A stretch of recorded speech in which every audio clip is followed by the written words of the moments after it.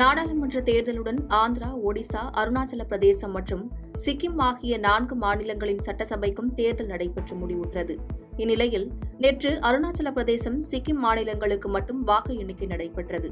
இதில் அருணாச்சல பிரதேசத்தில் மொத்தமுள்ள 60 தொகுதிகளில் 46 தொகுதிகளில் பாஜக வெற்றி பெற்று மீண்டும் ஆட்சியை பிடித்துள்ளது.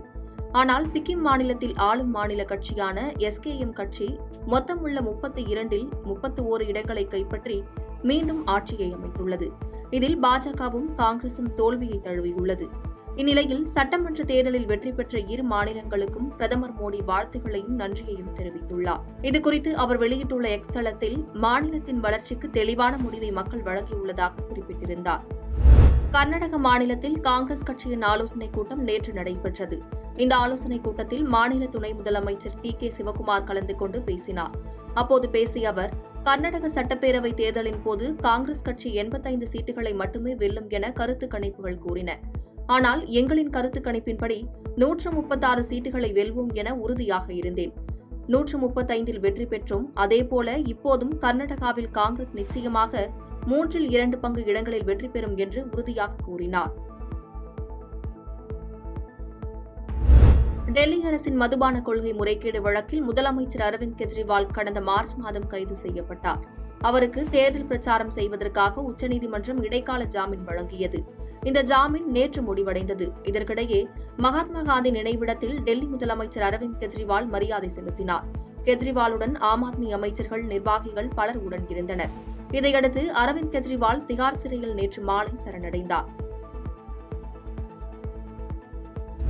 போர்ச்சுகல் நாட்டின் தெற்கில் உள்ள பெஜா விமான நிலையத்தில் விமான சாகச நிகழ்ச்சி நடைபெற்றது. இதில் ஏராளமான ராணுவ விமானங்கள் மற்றும் ஹெலிகாப்டர்கள் பங்கேற்று அசத்திய சாகசங்கள் பார்வையாளர்களை வெகுவாக கவர்ந்தன. நடுவானில் விமானங்கள், ஹெலிகாப்டர்கள் அடுத்தடுத்து சாகசங்களில் ஈடுபட்டு வந்த நிலையில் இரு சிறிய ரக விமானங்கள் மோதிக்கொண்டதால் விமான சாகச நிகழ்ச்சி பாதியில் நிறுத்தப்பட்டது. இந்த விபத்தில் விமானி ஒருவர் சம்பவ இடத்திலேயே உயிரிழந்தார். மற்றொரு விமானி அதிர்ஷ்டவசமாக காயங்களுடன் உயிர் தப்பினார்.